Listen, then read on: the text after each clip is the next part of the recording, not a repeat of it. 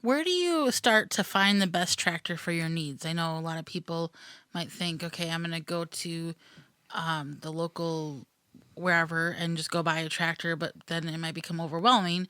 So how do you start choosing a tractor?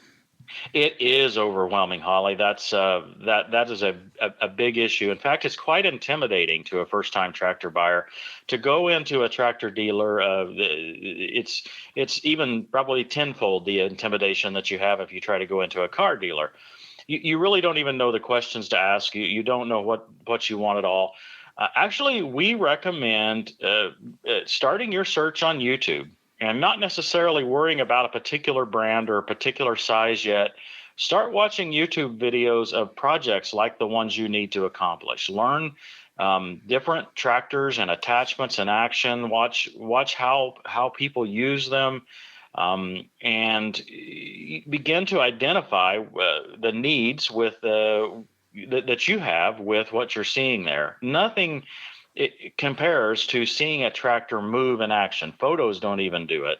The only thing better would be for that tractor to be in your yard and you experimenting with it, but unfortunately, oftentimes that's too late. So we would recommend you start with YouTube videos of tractors in actions. Now, specifically, we have a compact tractor buyer's guide. It's a playlist labeled 2022 Compact Tractor Buyer's Guide.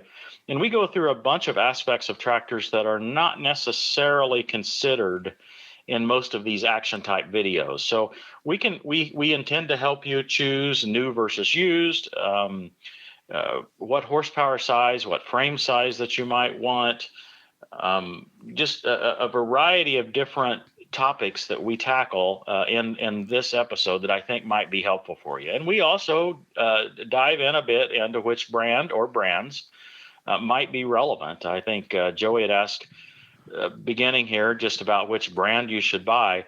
Obviously, that's a loaded question and not easy to answer, but we do provide some guidelines in our buyer's guide. For more information, please visit thewisconsinvegetablegardener.com.